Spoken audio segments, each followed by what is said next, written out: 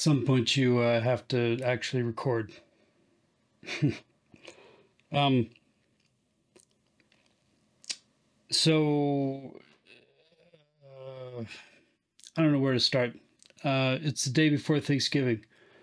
Um, I was, I'd like to say I was inspired, but it was more like, it's like, I don't know, walking outside, being caught in a rainstorm, and saying that you were inspired to talk about the joys of wearing a coat to stay warm and dry.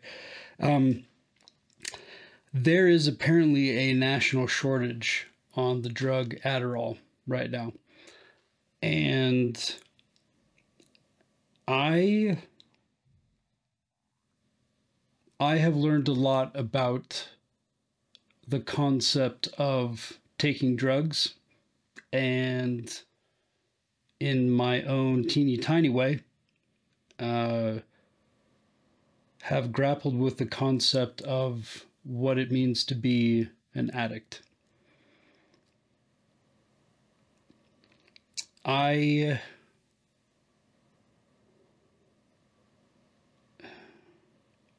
My name is Neil Oler. I was diagnosed uh, about a year ago with attention deficit hyperactivity disorder. It was something that I pursued very strongly, and I guess what I nope. Um, from a very young age, I remember struggling with self-esteem and with struggling with the idea of what I was capable or am capable of. I remember hearing many times things that when I finally watched a channel called How to ADHD, the person on there, she basically talked about the motivation bridge, and talked about how people with ADHD don't lack motivation. In fact, they're trying very hard in their head to keep up with all the things. They just struggle to go from thinking about something to actually doing it. I remember crying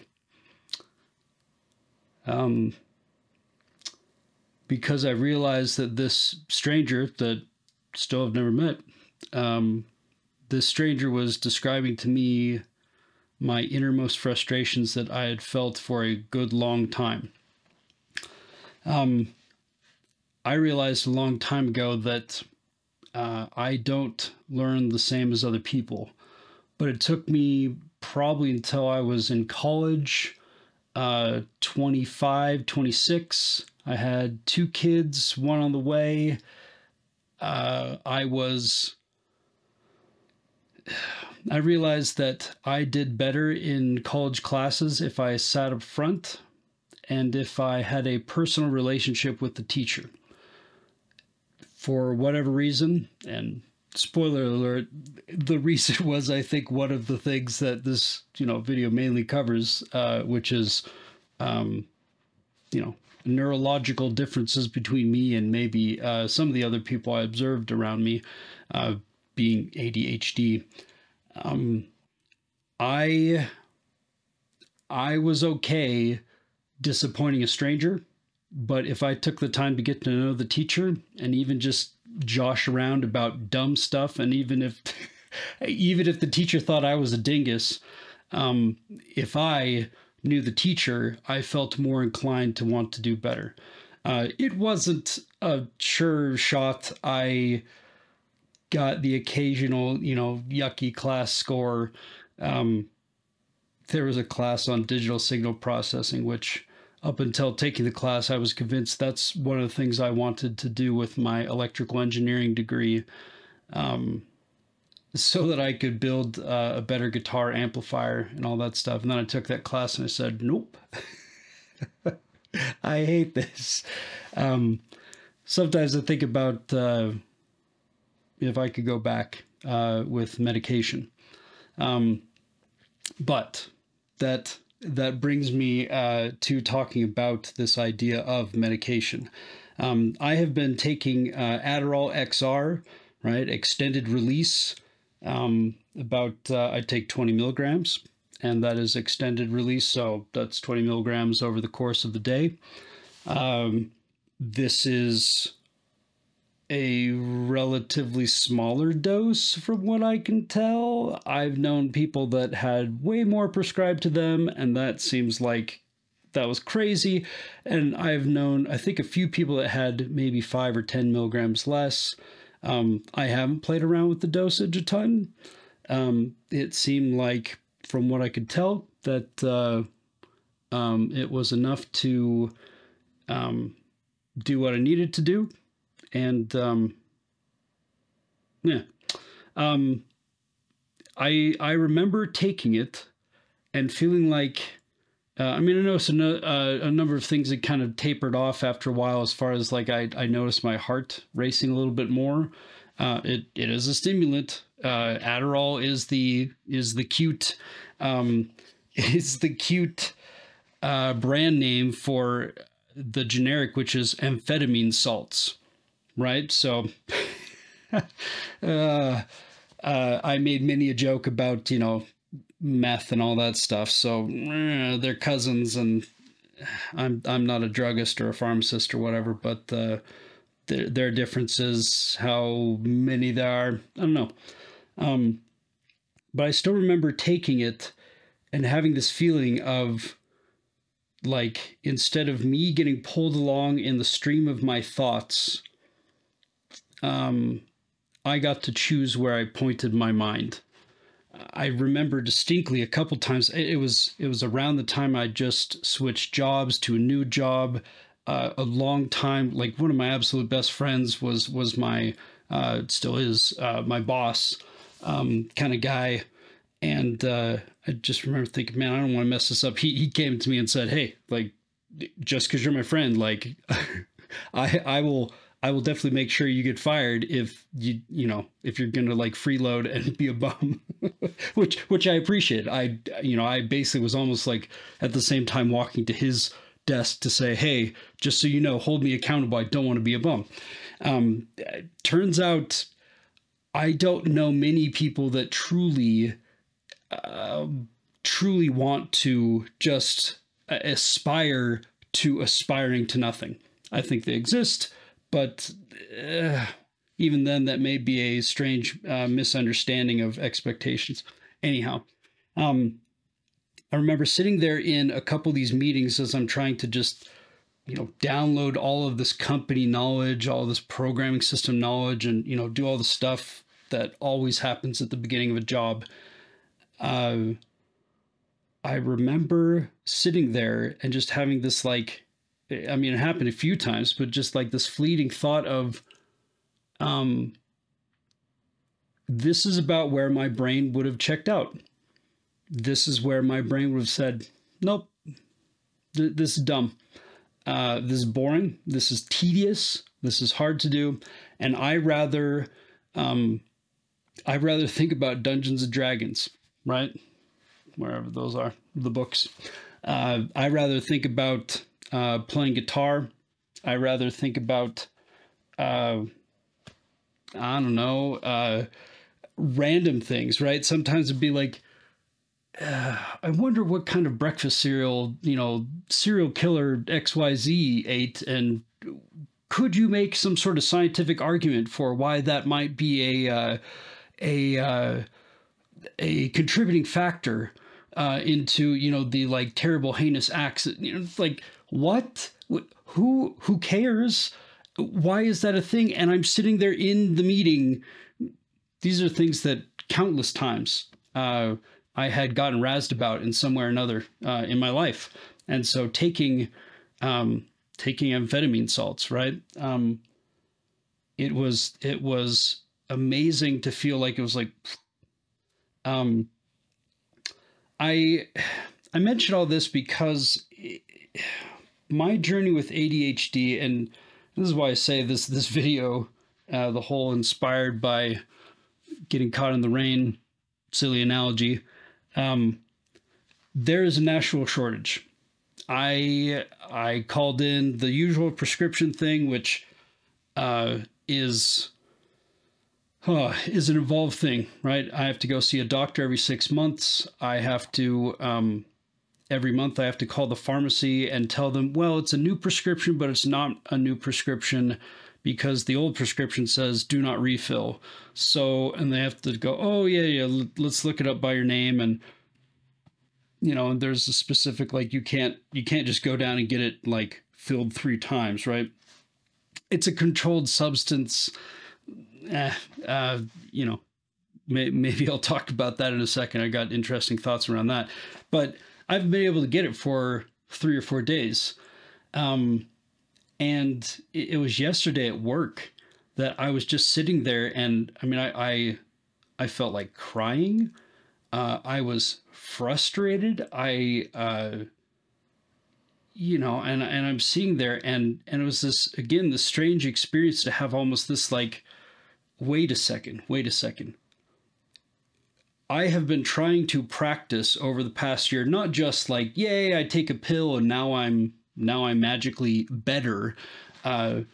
It gives me the ability to focus in a way that I really appreciate, but I've also tried to think of ways to study better. I've tried to think of ways to be more proactive. It has long been a theme in my life, and I felt like this past year has really been a big leveling up because I felt more capable to live it. But this idea of you can know all the better ways to live you want, but if you're not actually putting it into practice, who cares, right? I mean, like I'm a Christian guy, right? I very much prescribe to the gospel of Jesus Christ. Okay. Maybe you don't. Please don't click away. Like, I have no problem with multiple people, philosophy, no philosophy, religion, no religion.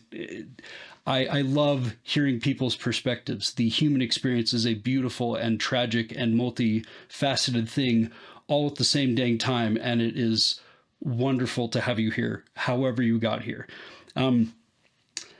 As I've thought about, right, Jesus Christ, like Buddha, and I've studied a bit about some of these philosophers. I've got a good buddy who he is a actual, he's got a degree in philosophy, and so I always wonder, like, does he kind of cringe when I talk philosophy? Because I'm going like, dude, I watched some YouTube videos and read a wiki article, and like, I'm a philosopher. He's like, no.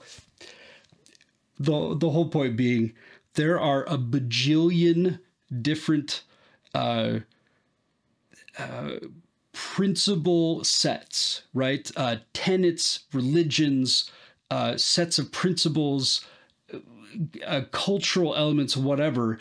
But I seem to have really found, and I think this is beautiful, this kind of common thread through all of humanity that time and time again, people observe that humans are really great at thinking they know a thing and failing to act upon the thing.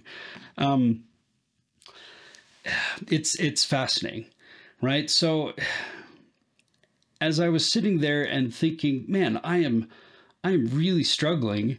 I mean, it hit me, right? I was texting my wife and even said, I think I'm experiencing a bit of Adderall withdrawal.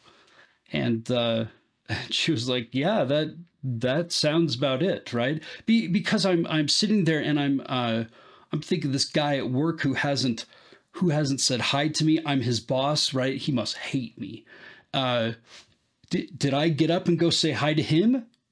Like, he was working from home, but it was just fascinating to like have all this like irrational thought like beating down my door, to have a bit of like mood swings, be dealing with like very like chemical depression kind of like brain chemistry imbalance kind of stuff. And yet to be able to step back and go like, wait. This is exactly what, Neil, you have spent time trying to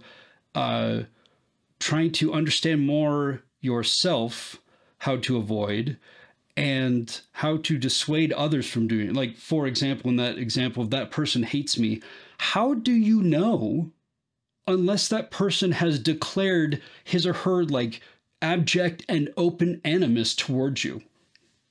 You don't. You absolutely do not. And yet there I was sitting there going, this person has no respect for me and probably hates me.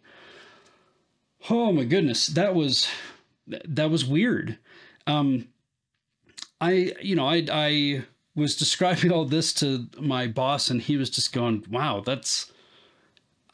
I don't know that I would take that medication if that's the side effects." Right. And, and I was just sitting there going, I can't blame you for feeling that way, because that thought occurs to me as well. And I guess in all that, that's what made me want to kind of make a video about this. I mean, this is long and meandering. I don't know. I should do a separate video on like changes to my studio. I took this board and I mounted it higher up. I'm still not convinced that this blasted room is ever going to be something that is conducive to making videos. And that's somewhat why the last couple videos have just been me sitting by a fire or something outside. A really good dude at work, and shout out to you. Basically he was just like, look, Neil, like just stream, just do things. Right. And I'm like, well, but I always go back and forth between this, like, well, my equipment isn't quite where I want it to be. And like, I don't have the setup for it. He's like, dude, just do it. Like in front of me, I have like random bits and bobs and stuff on a table. Like I'm looking down here feeling like, man, this is such a slobby room, and yet you can't see it. You don't care, sweet dear friend. So anyhow, I really appreciate he has been my my video making spirit animal as of late, because I've just thought like I just need to do it. So this is me just doing it. So I'm not going to edit this much. I'm just making a video. Some people say they watch them. And maybe you're not even watching by now. I don't know. I appreciate you sticking around. All this just to say that it has been interesting to have to weigh that balance, right? That's why I say, like an addict, right? That I once had a friend who, when I discussed, I was early on getting into like understanding about ADHD and looking at medicine, right? I was really scared. I had guessed I had ADD for a long time, right? But in my mind, it was only like I either have it or don't, and there's no spectrum there. And if I do have it, then medicine is either like you take it and like it just makes you one way, and it's like a do or don't. There's multiple medicines, there's multiple medicine types, there's dosage levels, right? There's like a happy kind of curve to it kind of thing, that if you take too little, it has no effect. If you take too much, then that's what I'm almost 40. So I remember kids my age when, I kind of got checked out for like ADD, which again, now they lump it into ADHD. We've learned a lot in the last like 30 years. But I remember getting tested for it, taking like a placebo and not placebo, and on the not placebo, right, like the Ritalin or whatever it was, I talked a lot.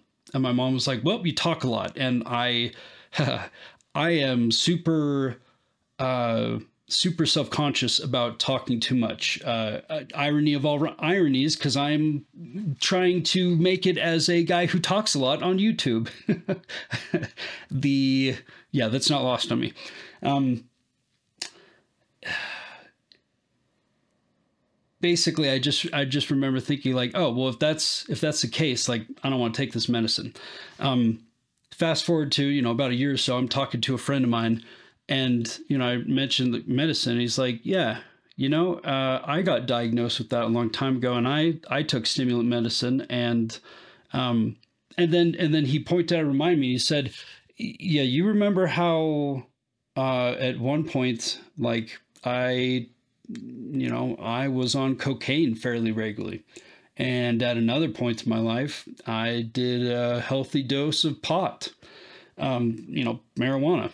And as we talked about it, right, and like he doesn't do that now. He said basically like like the kind of the legal social implications there are that's not what I want to deal with.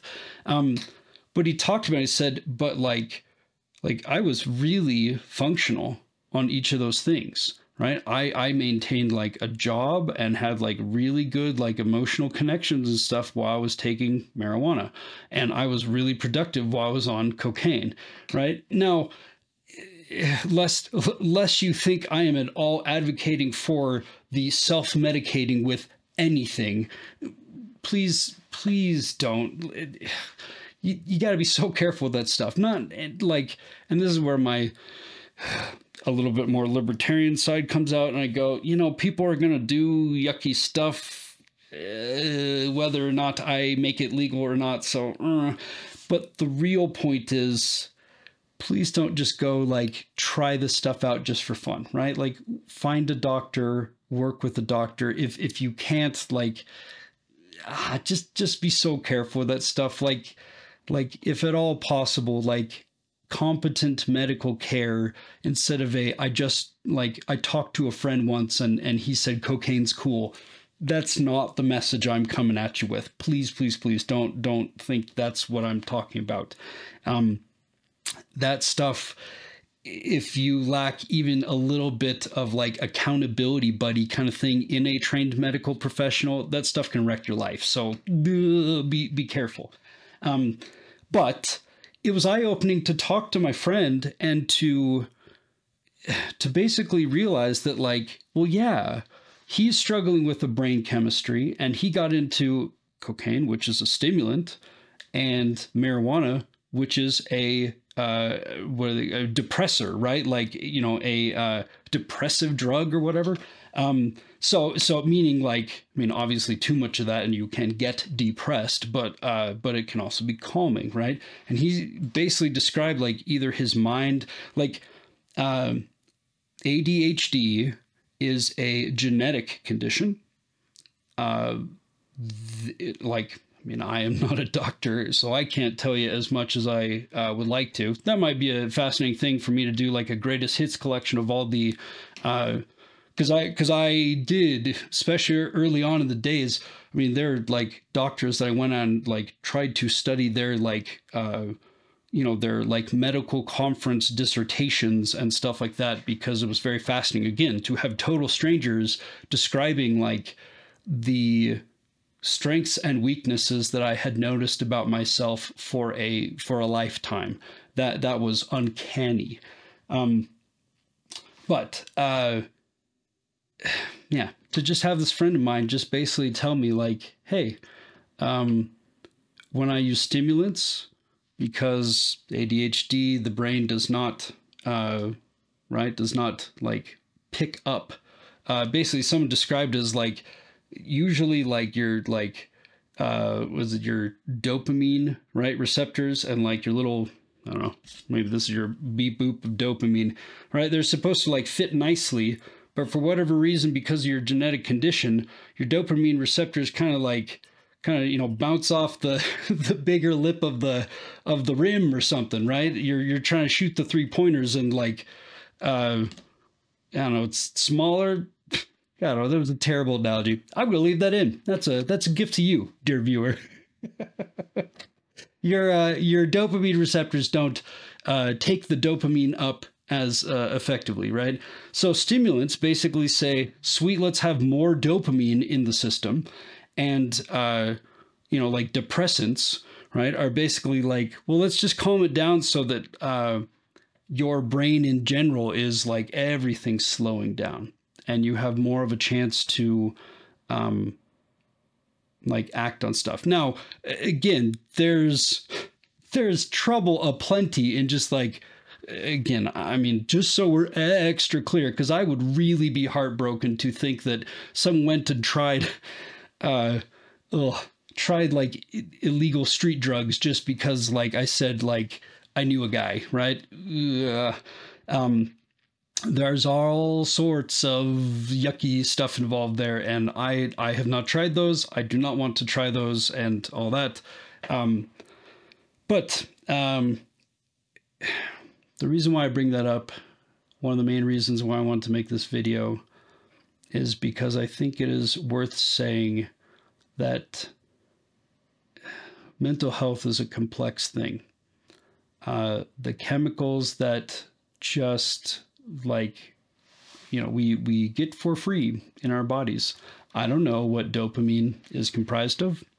I don't know what serotonin. I don't know what adrenaline, right? All these different chemicals and hormones and things like that. I don't know what these things are, but I don't have to. My body just creates and does its thing, right? Your body creates and does its thing. We have an amazing system, right?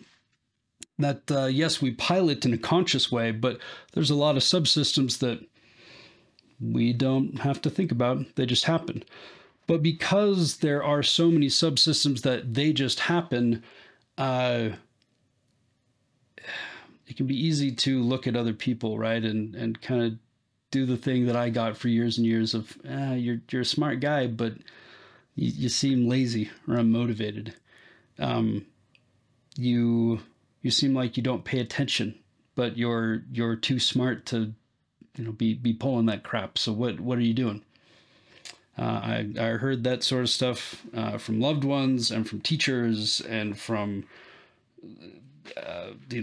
religious instructors and stuff like that. And I had a great childhood. I have wonderful and loving parents. I mean, I feel in a lot of ways like, lest this come across as some sort of, oh, woe is me. I learned to speak Finnish. I got a college degree in electrical engineering. I built a 20-foot wide, 40 feet long Eagle Scout bridge. It was my like Eagle Scout project thing, right? So like I had lots of help. I had lots of support, and I got things done before I got medication, right? So to say that like, it can't be done, that is also not true. So you don't have to get medication. You don't have to feel bad if you get medication, is kind of that main point. But mental health is so stinking tricky. And the things that plague me, right? The insecurities and the irrationalities, that stuff is stinking hard enough to deal with. Like yesterday, like I really did feel like just like an emotional roller coaster kind of thing. Yeah, okay, coming off of this medication stuff, when I do get some more, I think I'm planning on going back to taking it, because the advantages for my work life and trying to get like organized and stuff, like those are undeniable. But there's so much private frustration involved in those things. And like, and again, however you get there, if you believe in Jesus or Buddha or anything, right? Be willing to be a little bit more patient with the people around you. I know I need to. Because as much as I have learned about recognizing irrational and irrational thoughts, there's still so much that I am not practiced at. And there are so many people that struggle with mental health, and we all struggle with mental health. Like, I'm convinced that there is not a stinking soul alive that hasn't struggled at some point with something that we now are able to discuss as mental health, and in the past was described as everything from a nervous breakdown to, like, the vapors. So just be, I don't know, again, thinking of, like, don't just watch this video, put it into practice. Be kind to people. I don't need you to become a psychologist. I'm certainly not a psychologist. I can't diagnose this stuff. For like 6 months after getting diagnosed, I certainly went around. I think my wife almost rolled her eyes into a coma most of the time, because I go around and go, that's probably behavior of that person having ADHD, as if Dr. Neil was the objective, truth speaker for all of all of the universe. Yeah, when you get diagnosed as a hammer, everything looks like a nail, right? So I'm Neil Oler. I want to make more videos. I want to share my perspective with things, and I think that is incredibly important, to realize that we have a lot of power and a lot of ability, but there's a lot of struggles that we go through that are not seen. And this is me being more open about talking about my struggles and the struggles of trying to debate whether or not to take mood and mind altering drugs to deal with those things, and as kind of a plea that let's all give each other a break as we encourage each other to, again, seek competent medical professional care and counseling and psychology and all that stuff. But we have amazing stuff out there to teach ourselves and to work with other people. Don't give up. Something that a bud of mine at the gym today mentioned that I was like, good grief, that is so true. He just said nothing's permanent, right? If you're having the world's greatest day, well, word to the wise, stock up, because nothing's permanent, and you may have a crummy day someday soon. But on that crummy day, take heart, friend, because that day is not permanent either, and things can always change. They can always change from what they are right now, and we don't always get to choose how they change, right? Sometimes you are caught outside in a rainstorm, but it doesn't mean you have to let that make your attitude all soggy. So, thanks for watching. I appreciate you.